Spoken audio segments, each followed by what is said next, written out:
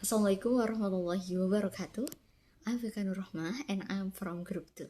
Like no other illness, it tests our ability to put ourselves in someone else's shoes, to empathize with the plight of our fellow man. While most would agree that the AIDS orphan or the transfusion victim or the wrong wife contracted, that this is true, no fault of their own.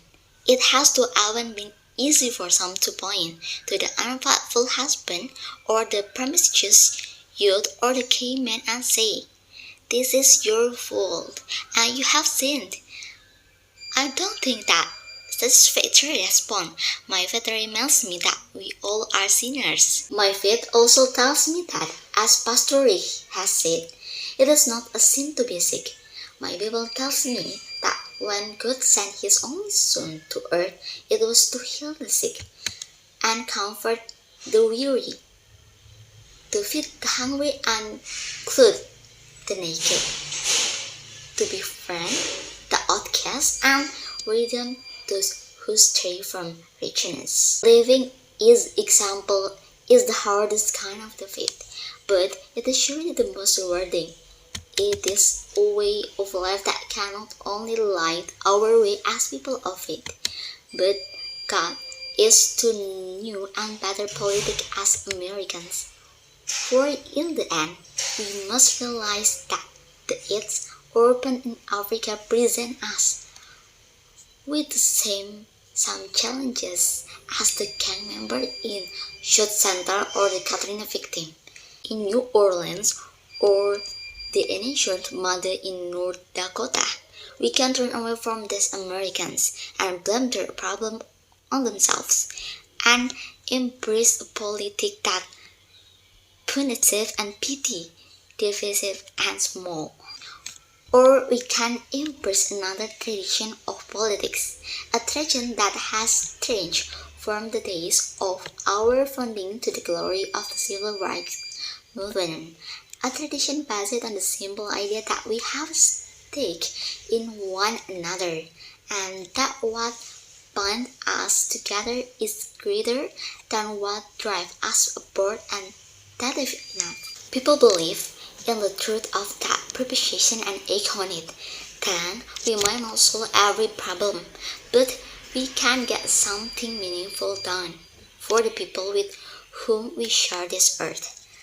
Let me close by returning to the story of Leo, that South African woman burdened by so much death and despair. Sometime after that of her fifth sibling, she decided that she wasn't just going to stand idly by. She decided to call the town's first public meeting about the AIDS crisis, something that no one had even talked about, let alone meet. About 200 people show up.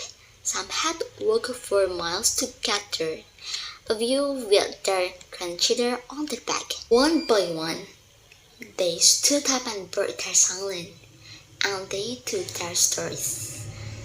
Stories of tragedy and stories of hope.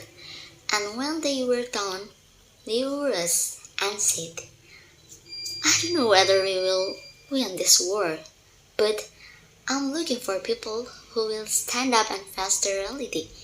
The time for sitting silently has come to an end." Everything did not suddenly get better after that meeting, but some things did. Despite all the children she had to raise and all the sick relatives she still had to care for, Leo still decided to open the its open she had dreamed about so long ago. And she began building a daycare center that would house 100 orphans, and she started plans on a youth center and a soup kitchen.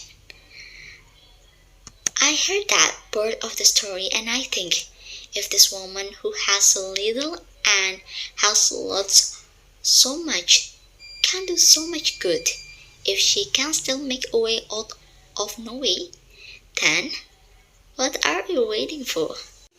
Quarantine says that we are all of one spirit, And that if one part suffer, every part celebrated. But it also says, if one part is honor, every part rejoices with it. All this word is day. It is the stories of overcoming and not just illness that the world needs to hear. Yes, the stories of sadness call us to suffer with the sick. But stories like Leo's also call us to honor her example. Rejoice in the hope that it brings and work to help her find that brighter future. Thank you and God bless you.